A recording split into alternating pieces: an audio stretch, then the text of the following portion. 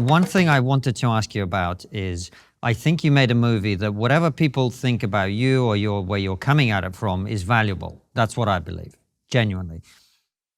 However, the temporary alliance between gender-critical feminists and right-wing conservatives like you was always going to be temporary, and it now seems to be falling apart.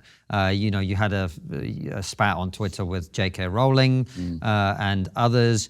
What do you make of the backlash against the movie and against you from that side of the debate?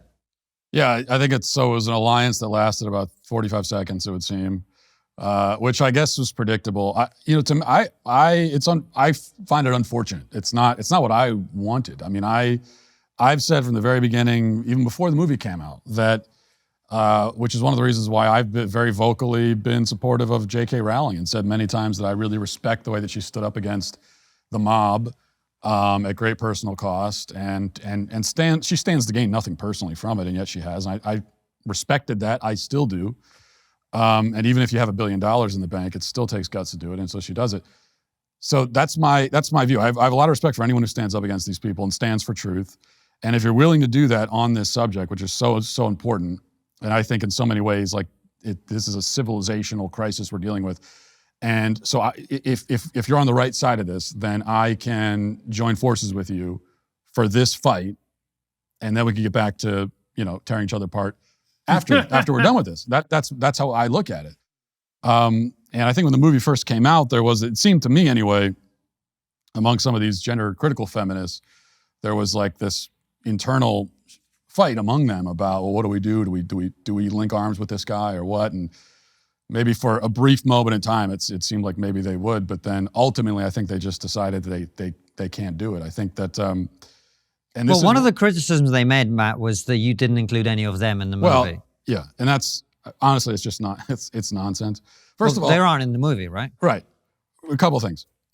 Even if it was true that I just decided I'm going to exclude them, well, who cares? Is this about you? Or, I mean, is this about, what do you care about here? Do you care about the issue or do you care about yourselves? Like, it would never, if a feminist, if J.K. Rowling did this documentary, it wouldn't even occur to me to say, well, why wasn't I in it? It just seems like such a petty, arrogant complaint. Who cares? So who said I should be in it? You made the film, you made it the way you wanted to make it. It's important, you did it well, and that's what matters. So I would champion the film for that reason. So I find the complaint to begin with ridiculous. It's also just not true. We actually did reach out to a number of the so-called gender critical feminists, maybe not as many as they wish we had. I don't live in the UK. I'm not plugged in with feminist circles. So there are some of these women that have reached out to me since the movie came out and said, why didn't you contact me? It's like, I didn't know you existed before you just reached out to me. I'm sorry. But we did reach out to a number of them. Do you mind if I ask who? I've decided not to, for their own sake, I don't want to throw anybody under the bus, because the truth is, for some of these names, and there are some big names, okay, I don't really know why they turned us down. So I think if I name them and then... so they turned you down? Yeah, it just didn't work out. And so, but if I name them, then it sounds like I'm claiming that they refused to because they didn't want to work with me or they were scared. I don't know if that's true. Maybe it just was a scheduling problem. Mm-hmm. All I can say is that for a fact, we did reach out, and the women that we reached out to know who they are. Okay. That's it. And the other criticism that was made was that you don't act, I mean, I've heard some people say this, it's not my opinion, but it's an opinion that some feminists hold, that actually you don't care particularly about women's rights. This isn't where you're coming at it from. You are just someone who's using this issue to advance your evil conservative agenda. What do you make of that? I guess that's true if my evil conservative agenda is just to preserve truth and reality. Like that's what I care about.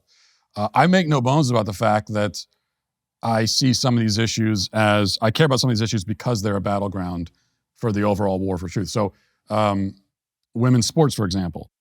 Do I care deeply about women's sports itself? Do I wake up every day saying I'm really concerned about women's sports? No, I don't watch women's sports.